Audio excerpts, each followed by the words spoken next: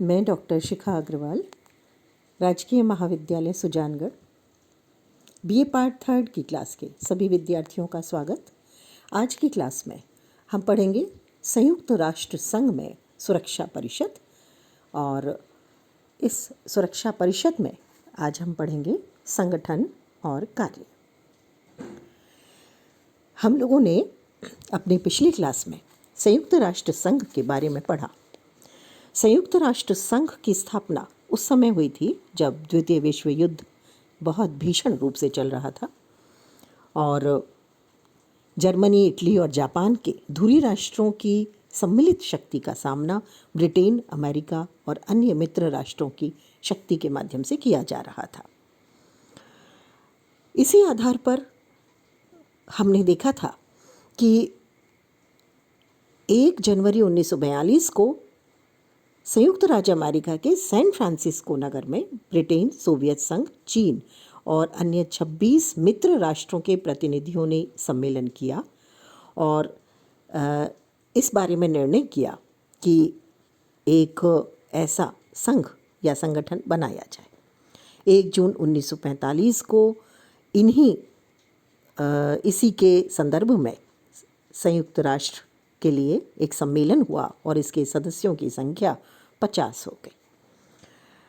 कुल मिलाकर के हम देखते हैं कि 24 अक्टूबर 1945 को संयुक्त राष्ट्र संघ अस्तित्व में आया।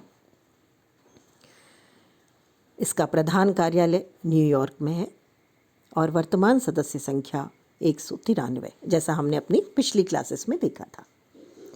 इसका जो मुख्य उद्देश्य था वो सामूहिक रूप से अंतर्राष्ट्रीय शांति और सुरक्षा को बनाए रखना, जो भी अंतर्राष्ट्रीय विवाद हैं उनका शांतिपूर्ण समाधान करना, विभिन्न राष्ट्रों के आत्मनिर्णय के सिद्धांत को मान्यता देना और उपनिवेशवाद को खत्म करने की प्रक्रिया को तेज करना, और इसके साथ साथ सभी राष्ट्रों के सामाजिक, आर्थिक, सांस्कृतिक और मानवीय क्षेत्रों में सहयोग को बढ़ाना। और ये इस सिद्धांत पर काम कर रहा था कि सभी राष्ट्र बराबर हैं, चाहे कोई छोटा है चाहे बड़ा है, चाहे वो भौगोलिक क्षेत्र से बड़ा है, चाहे जनसंख्या से बड़ा है, चाहे शक्ति के मामले में बड़ा है, लेकिन सभी को समान माना जाएगा और सभी समान रूप से चार्टर के दायित्वों का पालन करेंगे और सभी शांतिपूर्ण तरीके से अंतर्राष्ट्रीय झगड़ों को निपटाने का कार्य करेंगे, लेकिन किसी के घरेलू मामलों में कोई हस्तक्षेप नहीं करेगा। हमने इसका पहला अंग महासभा को पढ़ा था, जो सबसे बड़ा अंग है और उसमें संयुक्त राष्ट्र संघ के सभी सदस्य महासभा के सदस्य होते हैं। इसकी शक्ति काफ़ी बढ़ी शांति के लिए एकता प्रस्ताव के माध्यम से। आज हम लोग पढ़ेंगे सुरक्षा परिषद। सुरक्षा परिषद एक बहुत महत्वपूर्ण अंग है जिसकी सदस्य संख्या कम है लेकिन जिसकी शक्तियां बहुत ज़्यादा हैं।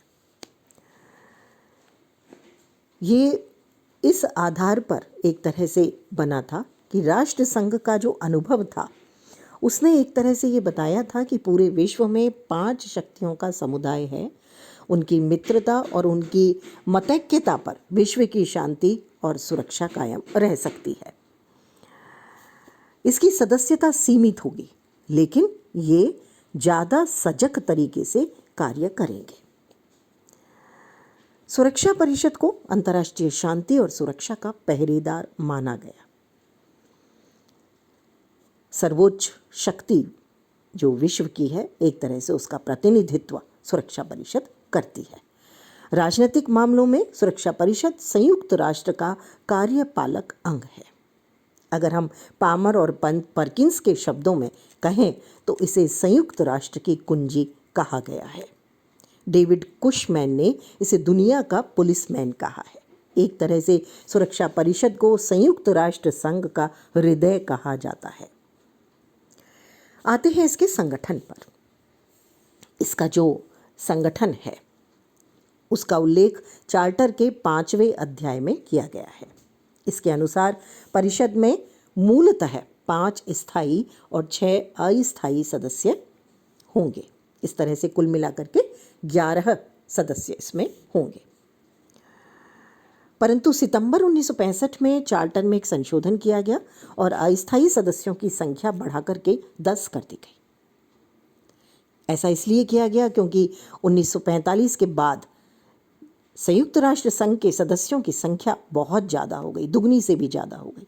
तो ऐसे में जो छोटे सदस्य राष्ट्र थे वे सुरक्षा परिषद में ज़्यादा स्थान चाहते थे। इसके अनुसार 10 अस्थायी सदस्यों में 5 एशियाई अफ्रीकी राज्यों में से, 1 पूर्वी यूरोप में से, 2 दक्षिणी अमेरिका में से और शेष 2 पश्चिमी यूरोप और अन्य राज्यों में से होने चाहिए थे।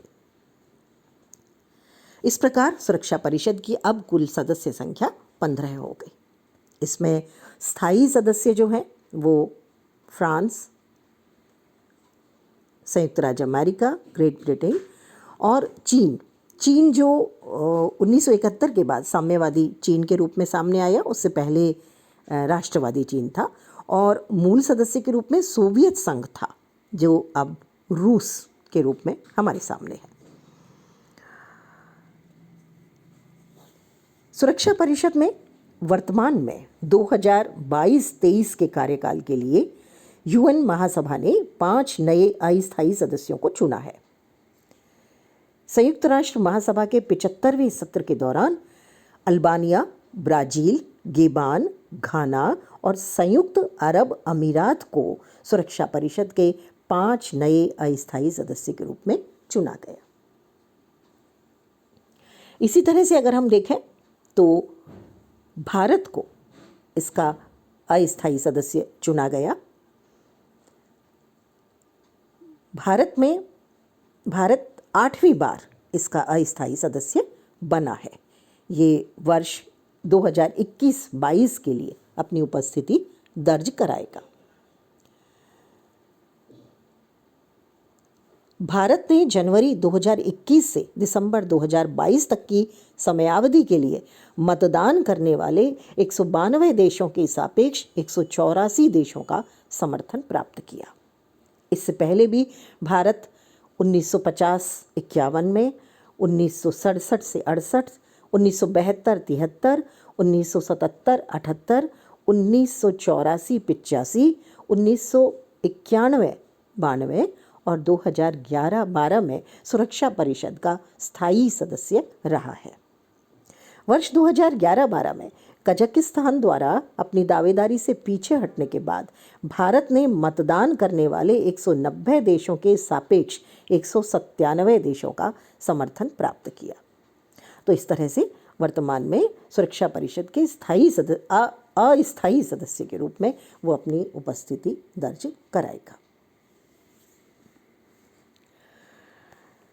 हम देखते हैं कि इनका निर्वाचन कैसे होता है। अस्थायी सदस्यों का निर्वाचन जो है वो महासभा के माध्यम से किया जाता है। महासभा अपने 2/3 बहुमत से 2 वर्ष के लिए इनका निर्वाचन करती है।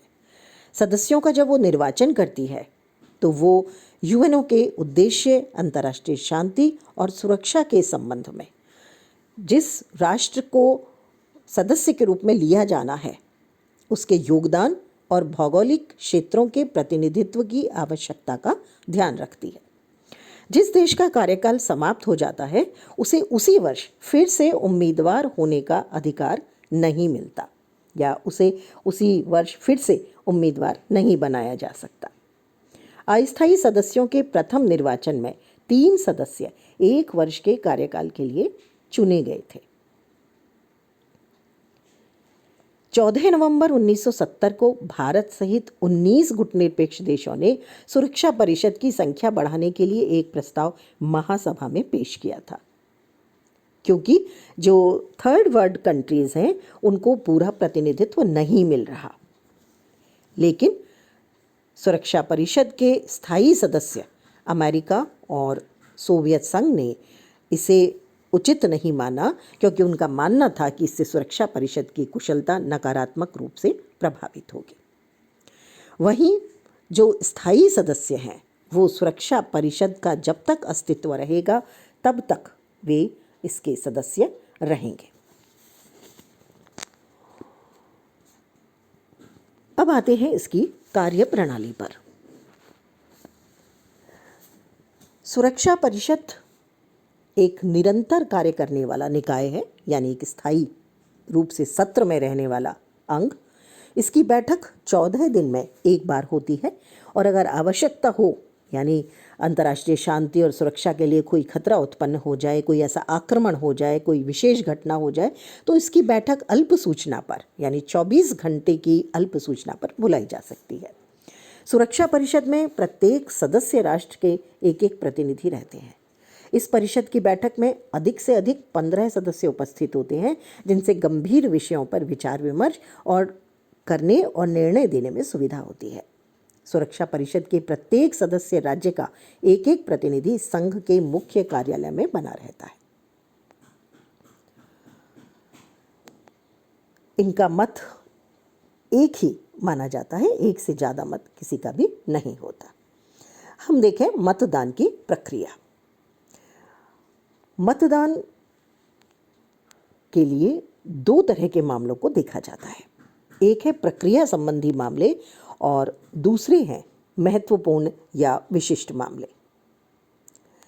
जो प्रक्रिया संबंधी मामले हैं उनमें निर्णय 9 मतों से लिया जाता है। प्रक्रिया संबंधी विषय ऐसे मामले हैं जिनमें सुरक्षा परिषद की बैठक के समय या स्थान का निर्णय करना, इनके सहायक अंगों की स्थापना करना, कार्यवाही चलाने के नियम और सदस्यों को बैठक में उपस्थित होने के लिए निमंत्रित करना जैसे विषय शामिल होते हैं।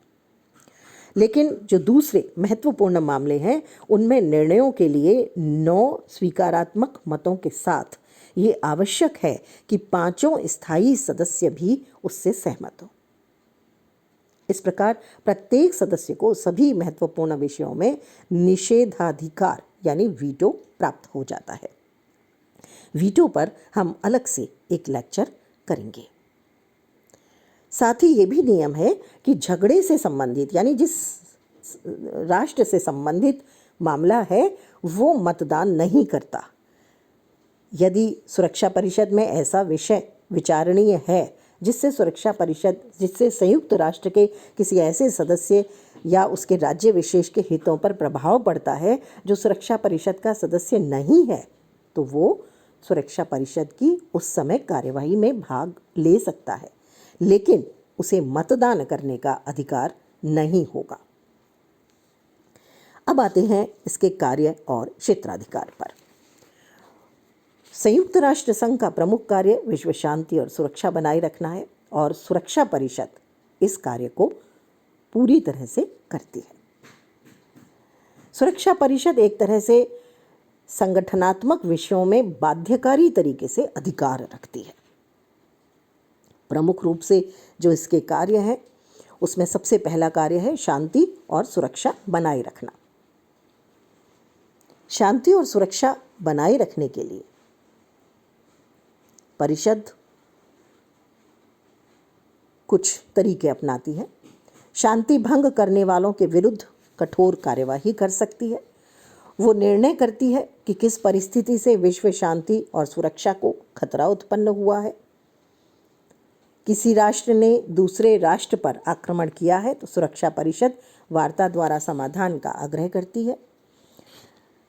सुरक्षा परिषद विवादों को प्रस्ताव द्वारा समाप्त करना चाहती है और उसके बाद उस पर प्रतिबंध लगाती है और अंत में सैनिक कार्यवाही और शक्ति अधिकार का प्रयोग करती है। हालांकि चार्टर में संयुक्त राष्ट्र की सेना का कहीं भी उल्लेख नहीं है, लेकिन आवश्यकता पड़ने पर वो सदस्य राष्ट्रों से किसी भी समय उसे सेनाएं उपलब्ध कराने को कह सकती है, जिससे वह निर्धारित उद्देश्य के लिए उपयोग कर सके। शांति की स्थापना के लिए जल, थल और नभ सेना का उचित प्रयोग किया जा सकता है। सुरक्षा परिषद की सिफारिश पर कोई भी राष्ट्र जिसके खिलाफ अनुशासनात्मक कार्रवाई की गई है उसे सदस्यता के अधिकार से अनिश्चित काल के लिए वंचित किया जा सकता है, यानी उसे हटाया जा सकता है कुछ समय के लिए। पुनः सदस्यता प्राप्त कराने का या पुनः सदस्यता देने का अधिकार भी सुरक्षा परिषद के पास है। अगर सुरक्षा परिषद को ऐसा लगता है कि कोई राज्य संयुक्त राष्ट्र संघ की लगातार अवहेलना कर रहा है तो वो उसे यूएनओ की सदस्यता से हटा सकता है। संयुक्त राष्ट्र संघ के चार्टर में संशोधन अनुच्छेद 109 के अनुसार महासभा के 2/3 सदस्यों के मत के अतिरिक्त सुरक्षा परिषद के स्थायी सदस्यों का समर्थन भी आवश्यक है। सुरक्षा परिषद 4 तरीकों से अंतर्राष्ट्रीय विवादों को निपटाने का कार्य करती है जिससे शांति और सुरक्षा बनी रहे। पहला है संबंधित राष्ट्र को आपसी वार्ता और पत्र व्यवहार के लिए प्रेरित करना। दूसरा है पंच, मध्यस्थ और अंतर्राष्ट्रीय न्यायालयों द्वारा निर्णय का सुझाव रखती है। तीसरा है दोषी राष्ट्र के विरुद्ध आर्थिक प्रतिबंध की आज्ञा दे सकती है। और चौथा है अंतिम उपाय के रूप में सैनिक कार्यवाही कर सकती है, जिसके लिए जैसा हमने अभी बात की सदस्य राष्ट्रों से वो सेना ले सकती है। वो यातायात, डाक तार संचार या राजनीतिक संबंध तोड़ने के लिए भी कह सकती है। चार्टर की धारा 51 ये व्यवस्था करती है कि सदस्य राष्ट्र अपनी सुरक्षा के लिए व्यक्तिगत या सामूहिक उपाय अपनाने के लिए स्वतंत्र है। दूसरा कार्य है नए राष्ट्र को सदस्यता देना। सुरक्षा परिषद को महासभा की अपेक्षा अधिक निर्णयात्मक अधिकार प्राप्त है। सदस्यता प्राप्त करने के लिए किसी भी देश को संयुक्त राष्ट्र के महासचिव के पास आवेदन करना होता है, जिसे महासचिव सुरक्षा परिषद के विचार के लिए भेज देता है। सुरक्षा परिषद सदस्यता देने के लिए अपनी किसी समिति की राय ले सकता है या स्वयं उक्त देश की पात्रता पर विचार कर सकता है, और जब वो संतुष्ट हो तो वो महासभा को सिफारिश भेज देता है। ये एक महत्वपूर्ण बात है कि सुरक्षा परिषद की इस सिफारिश में सभी स्थायी सदस्यों की सहमति आवश्यक है, और इसीलिए कई बार ये देखा गया है कि विभिन्न राष्ट्रों को सदस्यता देते समय लंबा समय लगा था। तीसरा कार्य है संयुक्त राष्ट्र का महासचिव सुरक्षा परिषद की सिफारिश पर महासभा द्वारा नियुक्त होता है। स्थायी सदस्यों की सहमति के आधार पर सुरक्षा परिषद और अंत में महासभा इस पर अपना निर्णय लेती है। चौथा है अंतर्राष्ट्रीय न्यायालय के न्यायाधीशों की नियुक्ति उन्हीं के माध्यम से की जाती है। तो इस तरह से सुरक्षा परिषद एक बहुत महत्वपूर्ण अंग है जो विश्व शांति को स्थापित करने में प्रत्यक्षतः काम करते हैं और विवादों को जहाँ तक संभव है शांतिपूर्ण माध्यम से सुलझाने का आग्रह करती है। लेकिन इसके बावजूद भी उसे पुलिस स्टेशन कहा जाता है, जैसा कि सैनिक कार्यवाही समय समय पर उसने की है, चाहे वो खाड़ी संकट हो, चाहे लीबिया के खिलाफ आर्थिक प्रतिबंध लगाने का निर्णय हो, और हवाई संपर्कों पर लीबिया पर प्रतिबंध लगाया गया था 1992 में। इसी तरह से इराक पर व्यापारिक प्रतिबंध लगाए गए थे 2006 में। 2006 में ही 14 अक्टूबर को विश्व समुदाय की अनदेखी पर परमाणु परीक्षण करने वाले उत्तर कोरिया के विरुद्ध भी सुरक्षा परिषद ने कड़े सैन्य प्रतिबंध लगाए थे। इसी तरह से 2011 में गद्दाफी शासन के विरुद्ध प्रतिबंध लगाए थे। 2016 में सुरक्षा परिषद ने उत्तर कोरिया पर नए और व्यापक प्रतिबंध लगाने पर आम सहमति दी थी। तो इस तरह से समय समय पर अलग अलग राष्ट्रों के विरुद्ध कार्यवाही की जाती है और शांति भंग करने वाले राष्ट्र के विरुद्ध दोनों तरह से ही कार्यवाही होती है, सैनिक भी और असैनिक भी। इसमें कोई शक नहीं है कि सुरक्षा परिषद एक ऐसा संगठन है कि अगर उसके स्थायी सदस्य एक मत होकर कार्य करें तो विश्व में शांति भंग होने का जो भय है वो हमेशा के लिए समाप्त हो जाएगा। आज के लिए इतना ही। अगली क्लास में हम पढ़ेंगे सुरक्षा परिषद की वीटो पावर या निषेधाधिकार का अधिकार। धन्यवाद।